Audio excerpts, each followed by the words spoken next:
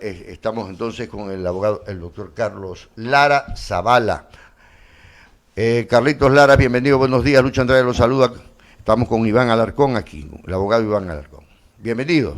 Qué gusto saludarlos, Lucho e Iván. Para mí es siempre motivo de satisfacción compartir con ustedes estas preocupaciones que el país nos está imponiendo y que esta comunidad, la pequeña nuestra, también lo está manifestando día a día.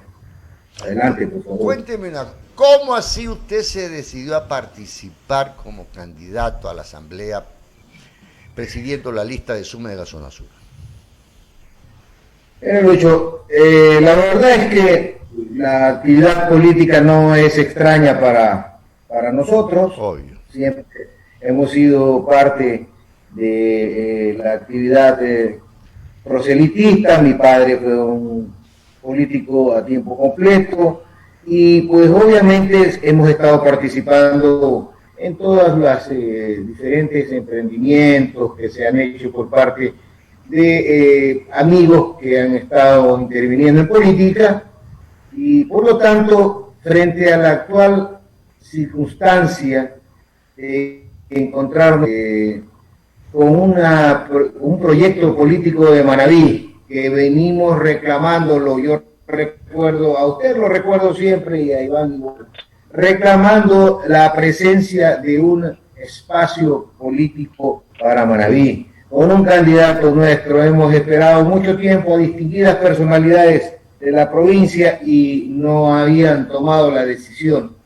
En cambio, hoy este joven portuguesense maravita resolvió enfrentar a los Tigres de Guayaquil y de Quito, aquellos que vienen a vernos, a visitarnos, a ofrecer muchas cosas y que después de estar ya ocupados en el poder, pues se olvidan y no nos permiten también nuestra legítima aspiración de ser representados. De tal suerte que los botines colgados me los he puesto nuevamente para ir a batallar y a presentar todas las propuestas necesarias que sean en el ámbito de las competencias, como es obvio, y hacer una representación eficaz.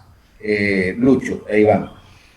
Carlito, buenos días. Hace pocos momentos yo le mencionaba a Lucho cómo hacer la nueva legislatura, el nuevo cuerpo de asambleístas de la Asamblea Nacional. Recuperar el honor de que recuperar tenga el arroyo. Sí, recuperar realmente la institucionalidad de la Asamblea Nacional, tan venida menos en los últimos tiempos. Ese 2% de aceptación popular, de credibilidad que tiene en el país, realmente es preocupante. Entonces la pregunta va formulada en ese sentido. ¿Cómo hacer, de qué manera trabajar, cómo lograr rescatar o potenciar nuevamente esa institucionalidad democrática desde la Asamblea? Decía Winston Churchill que el régimen democrático, el sistema democrático, siendo el más imperfecto, es el mejor al totalitarismo, a la dictadura. Entonces, suerte que creo yo, estimados compañeros, amigos, que es cómo se conforma una asamblea el problema, por lo que también hay un compromiso de aquellos que hoy día pues opinan negativamente de esta institucionalidad, escoger de la mejor forma. Es decir, el pueblo tiene la oportunidad, el sistema democrático es alternativo, permite que hoy día concurran otras personas, concurran otras conductas. Y hablando de conductas, una de las formas y maneras de mejorar la institucionalidad de la Asamblea es mediante la conducta personal, mediante el comportamiento personal de quienes conforman esa Asamblea. Felizmente, insisto, hay la alternabilidad como una gran herramienta para mejorar, de tal suerte que tengamos fe que nuestros electores van a escoger lo mejor. A ver, deben escoger lo mejor. Claro, hay en medio de todo este charco que es la Asamblea Nacional, hay gente rescatable, Entre eso, Guillermo Celi, a Guillermo Celi no se lo conoce por ningún escándalo ni por una actitud torpe en la Asamblea Nacional, ¿no? Él tiene una posición ideológica, una posición política, defiende lo que cree que está acorde con sus principios, pero no está envuelto en el asunto de los hospitales, que la gobernación, que el consulado, el viceconsulado, en fin. Uno puede dejar limpio su nombre, y esto está bien, y esto se aplaude. El problema es que la Asamblea, como un cuerpo legislativo, que tiene la misma crisis en Latinoamérica, porque no son bien evaluados los congresos en Latinoamérica. Por eso se llama, incluso hay varios libros sobre la crisis del Parlamento latinoamericano. Yo planteo, de que el problema no es la Asamblea, el problema es el modelo de democracia representativa, que como que ya se desgastó. La tenemos desde 1830 nosotros, ¿no es cierto? Como que se desgastó y necesitamos que las decisiones las empiece a tomar el pueblo directamente, mediante la democracia la democracia directa digital, porque usted hace un software y puede consultarle al pueblo todos los días, todas las semanas, todos los meses, a través de los teléfonos celulares. Por ahí como que va la cosa, porque por ejemplo, ya mismo vamos a hablar sobre su propuesta. Todas las ideas que usted pueda tener necesitan un consenso. Y hacer consensos, peor en un país como hoy, que está tan dividido y hay hasta odio. Es muy difícil, Carlitos, hacer consenso, ¿no le parece? Es verdad, creo, Lucho, que tienes mucha razón. En las circunstancias actuales, la tecnología impone que lleguemos a la mayor parte de los ciudadanos a realizar, como bien dices, consultas permanentes, ¿no? Como las consultas que se están proponiendo respecto de temas fundamentales. Creo yo, sin embargo, que eso podría producir un poquito de anarquía en materia de legislar y de fiscalizar, y eso demanda profundidad, demanda conocimiento, estudio por parte de los responsables. La suerte que, insisto, mejorar el esquema de la democracia representativa, ese es uno de los caminos necesarios para ir ajustándose a la realidad actual. ¿Cómo no pensar en la posibilidad de la bicameralidad de los representantes? Sería también una alternativa importante, aunque ya fue antes. Ustedes recordarán cuando las senadurías y los diputados entraban en conflicto, es decir, esta representación del pueblo produce siempre una serie de contraposiciones, porque es allí donde se expresan, se manifiestan las diferentes corrientes de opinión. Lo malo es que se utilice ese escenario para los amarres, para las componendas y, lamentablemente, para el ejercicio perverso de la corrupción. Sí, esto es lo terrible, ¿no? A ver, cambiar el modelo de Estado. A ver, ¿cuál es su propuesta? ¿Cuáles serían sus ideas más o menos fundamentales de llegar a la Asamblea Nacional, Carlitos? Bueno, estamos preparando. Esto no puede ser tampoco un asunto tan tomado a la ligera, porque, Lucho, Iván, lo que más hay en el país son leyes. Ha habido una proliferación de marcos legales que inclusive ahora sufren el sueño de los justos, y que inclusive no han sido utilizados ni aprovechados algunos positivos para las comunidades. De tal suerte que la propuesta en el ámbito de las competencias, Lucho, Iván, son fundamentalmente estas, ¿no? Legislar y fiscalizar en materia legislativa. Yo propongo una revisión profunda del marco legal ecuatoriano, especialmente de las leyes que se han dictado en estos últimos periodos para mejorar, para ayudar y para reactivar a las provincias que están afectadas, y no se diga ahora, después de la crisis sanitaria, es necesario hacer un análisis profundo para saber realmente si este marco legal tiene que ser mejorado, tiene que ser ajustado y además tiene que ser debidamente aplicado, porque hay propuestas, por ejemplo, de Guillermo, que están en el archivo de la Presidencia de la República o de los ministerios, porque no se ha dictado un reglamento y por lo tanto no es posible aplicar la ley que beneficia a las comunidades.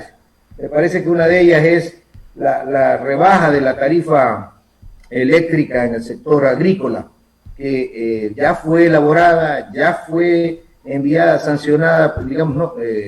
Aprobada por la Asamblea y que está esperando la sanción correspondiente. A suerte que esa es la primera posición seria de un asambleísta, llegar y analizar a profundidad. Lo estamos haciendo desde ahora porque me van a decir ustedes, oye, pero tiene que dedicarte también a preparar específica y concretamente normas legales, y yo les puedo decir a ustedes que preocupan muchas de ellas en el ámbito social. Por ejemplo, me preocupa mucho la desnutrición infantil, que la estadística en Manabí y Esmeraldas y en algunas provincias del país es terrible, y que produce entonces una carga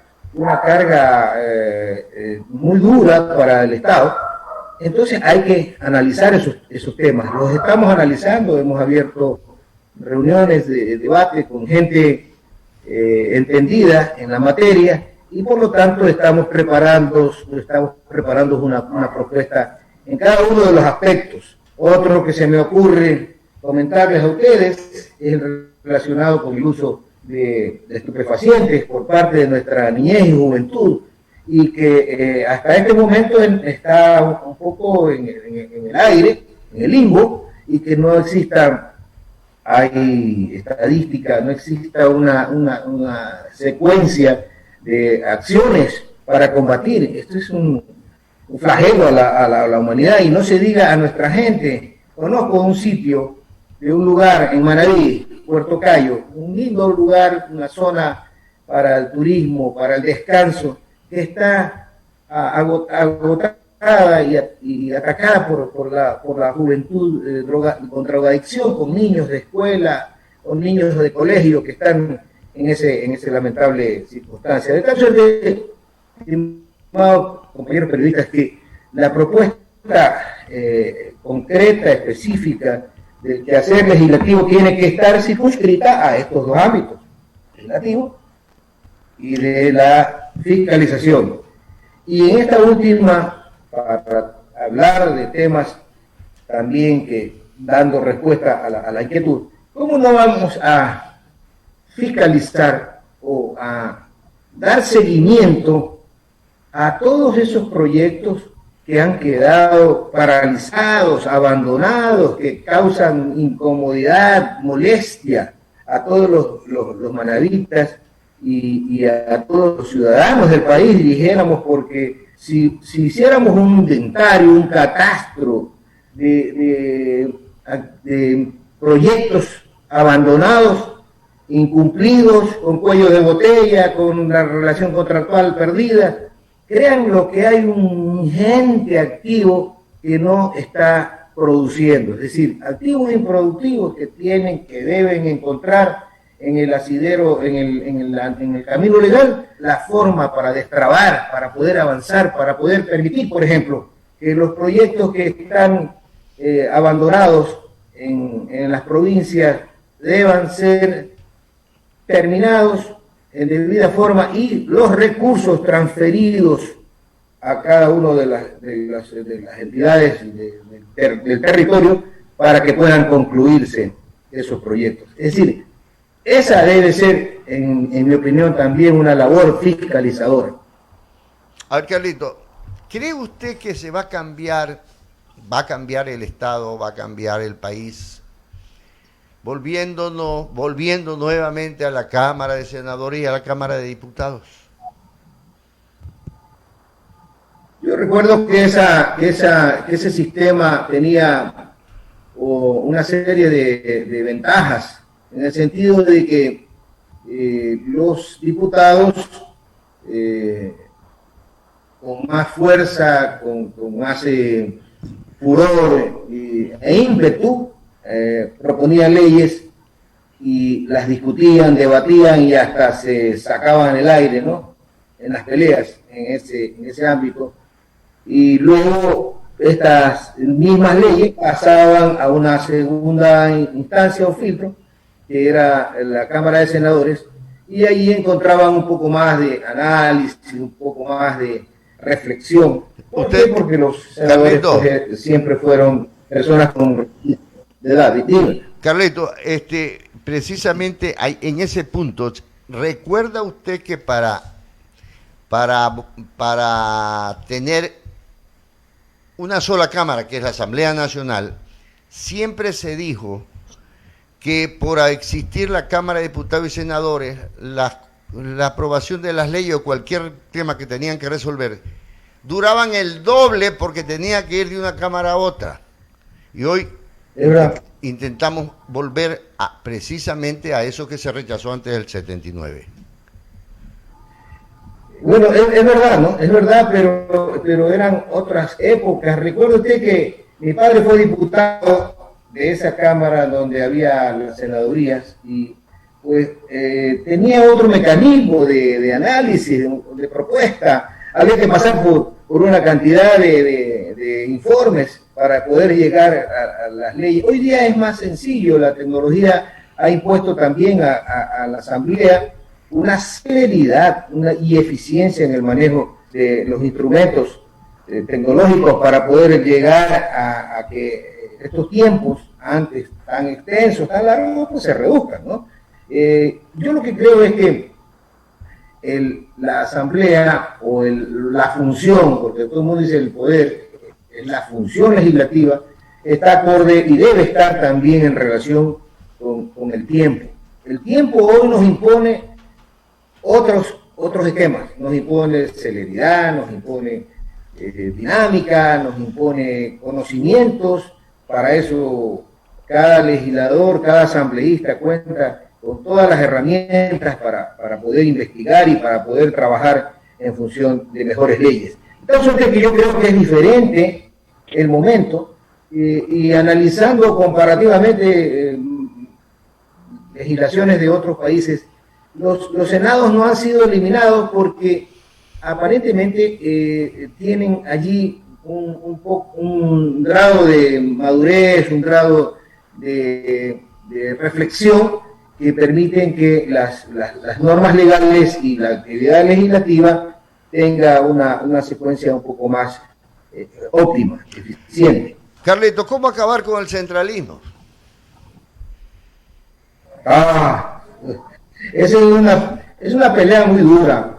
Lo que pasa es que el centralismo, las provincias lo reclamamos y obviamente los dos polos y hasta tres polos de mayor concentración que disfrutan del centralismo, ¿no? Pichincha, Guayas y en la Suay, en ocasiones.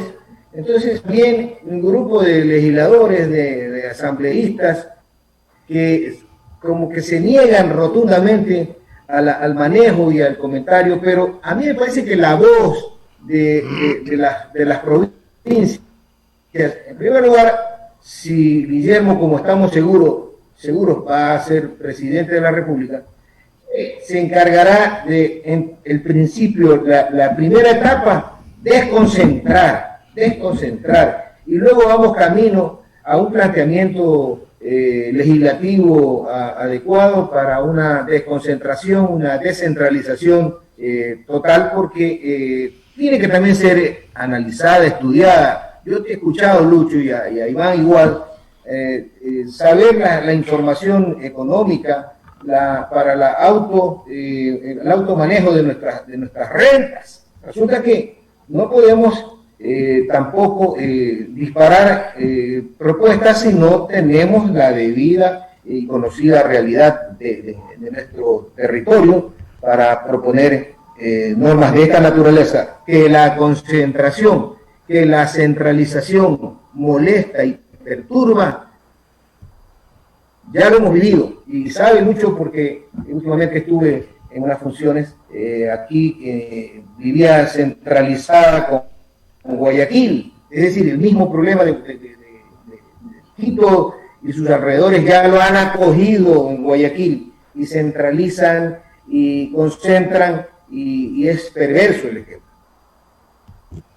Usted mencionaba hace pocos momentos, Carlos, que este país tiene una infinidad de leyes, hay normas que a ratos se contraponen una con otra, en fin, que hay que hacer una reforma en torno a este sentido. Pero hay también un aspecto importante que viene reclamando el país, sobre todo el sector laboral ecuatoriano, y me refiero a una profunda reforma laboral del Código del Trabajo, a una profunda reforma laboral de la actividad que regule de mejor manera a esta relación obrero-patronal en el país, sea en el sector privado básicamente o fundamentalmente. Lamentablemente, quizás por presiones de los sectores poderosos empresariales de este país, no se ha dado todavía esa reforma laboral. ¿Usted propondría, sería parte de un apoyo a que desde la Asamblea se haga y se llegue a esta reforma? Las reformas, insisto, las reformas a las normas legales son las necesidades del momento, de la coyuntura. Por eso es evolutivo el derecho, por eso no es estático. Y por lo tanto, si hay que pensar en reformas de esta naturaleza, hay que analizarlas, hay que reflexionar mucho en el tema de derechos adquiridos, en el tema de no afectar a esta relación obrero-patronal, así se la ha denominado, en donde sean afectados los trabajadores. Yo he visto que ha habido muchos avances, ha habido muchas conquistas laborales que nadie las podría pues subestimar ni afectar. Entonces, sí creo que es necesario también abrir el país un poco a la competitividad, es necesario pues ver de alguna manera inteligente cómo no afectar también al otro esquema, el esquema de la inversión, el esquema del empleo por parte de quienes hacen y toman la decisión de emprender. Entonces creo yo que hay que manejarse estos aspectos con mucha responsabilidad, no demagógicamente decir, sí, tenemos que afectar al que emplea en beneficio del trabajador o viceversa. Entonces, esta es un análisis que en todos los países en donde se los afronta, demanda un debate serio, y hay gente con mucha preparación y mucha capacidad que puede encontrar soluciones. Los centroamericanos han encontrado alternativas a través de esquemas de inversión en parques y zonas francas o parques y zonas industriales. En China, un país socialista, y diría yo que más allá de eso, pues tiene, su costa es una cantidad de figuras que van desde las famosas sedes, cosa que hemos traído al Ecuador, pero que tampoco dan resultados aquí ahora, y que han logrado que allí se logre, se emplee, que se mejore la economía, que las empresas respeten obviamente al trabajador, a la parte laboral, en todas sus formas, pero que tienen un poco más de libertad y amplitud para efectos de la contratación, por ejemplo, y no por ello dejar de considerar el respeto que los trabajadores tienen. De tal suerte que, mire, yo creo que hay que buscar el punto adecuado, y eso amerita un análisis muy serio de parte de quienes efectivamente tienen la responsabilidad de hacer propuestas en ese sentido. Carleto, ¿quiénes lo acompañan a usted en la lista para la Asamblea por la zona sur? Estamos los 5 escaños que pretendemos poner a consideración de el electorado de nuestra circunscripción sur, centro-sur. Mi alterna es la doctora Vanessa Villavicencio, la segunda es una dama de la ciudad de Manta que está definiéndose. En principio no podríamos confirmar su nombre porque está en análisis. Le acompaña en la tercera casilla un joven conocido jitijapense, Eduardo Castillo, nieto. En cuarto lugar, la ingeniera Mercedes Macías, y en quinto lugar, el ingeniero Ernesto Intriago, de la zona de Santana, 24 de Mayo y Olmedo, para cubrir los 10 cantones que son parte de esta circunscripción. ¿Y cómo está conformada la lista asambleístas de la zona norte?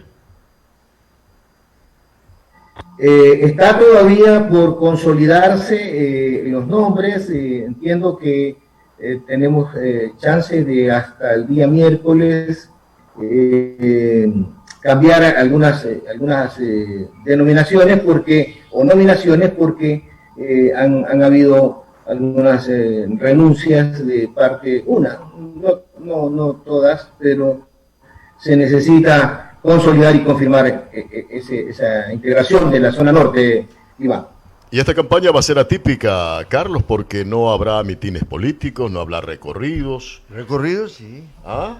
¿Puerta a puerta habrá? Difícil. ¿Ah? Difícil. ¿Cómo ve usted esta campaña sui generis que nos toca vivir en función de esta pandemia que está afectando al mundo? Muy especial, y en realidad nosotros sí hemos caminado en la garantía constitucional del libre tránsito. Hemos estado caminando con Guillermo por Puerto Viejo y pretendemos hacerlo en otras ciudades sin una labor proselitista a full que no afecte, pero en todo caso Guillermo es un manabita que tiene todo el derecho del mundo de llegar a todos los niveles de su territorio. Nosotros tenemos que entender que Selvi es la opción, y esta opción tiene que ser conocida. Los jóvenes que son también una parte fundamental, lo tienen que conocer, lo tienen que ver. Si eso no es posible, habrá una distancia entre lo que se resuelva el día del voto y pues la realidad. El candidato en Manaví tiene que permanecer, pues este es un candidato nuestro para el Ecuador. Por lo tanto, aquí él camina, y créanlo, amados amigos, que hemos percibido una reacción súper favorable. La gente está pensando seriamente en otras candidaturas, pero cuando nos recordamos cómo hemos sido engañados por candidatos que luego llegan al poder y jamás en sus cuadros de acompañamiento de ministros o de funcionarios están los manavitas, porque lamentablemente también nos hemos acostumbrado a esa actitud tan sumisa de no hacer respetar la presencia nuestra como la tercera fuerza electoral del país. Y entonces nos dejamos estar con subsecretarías, con direcciones, con departamentos, y no vamos a los puestos cercanos al poder para desde allí servir a nuestra provincia, no servirnos. Esa es una diferencia que con Guillermo a la cabeza, pues nosotros la tenemos muy claro. Ojalá llegue y nos llene de ministros manavitas, porque tenemos capacidad para eso. ¿Por qué no podríamos tener un presidente manavita? Díganme ustedes, ¿han habido realmente proyectos políticos de risa? Y sin embargo ahora tenemos uno, de un muchacho capaz, de un hombre inteligente, que está desafiando a los Tigres de Guayaquil y de Quito y de Cuenca, y tenemos que pensar en él. Esa es mi posición, mi querido amigo. Carlito, muchas gracias por habernos acompañado en esta mañana, será ni la primera ni la última, vamos a seguir conversando una vez que ya tengan inscritas las candidaturas, tengan la propuesta ya más en firme, porque yo sé que las propuestas no es fácil hacerlas, hay que irlas desarrollando, pero ya hay un momento dado en que se las madura y revientan. Y volveremos a conversar, muchas gracias por habernos acompañado. Gracias a ti, Luis y Iván. Un gusto, como siempre. A sus órdenes siempre. Pasó por aquí, bien, pasó por aquí el doctor Carlos Lara Zavala, candidato asambleísta por Manabí, Distrito Sur, en primer lugar, encabezando la lista.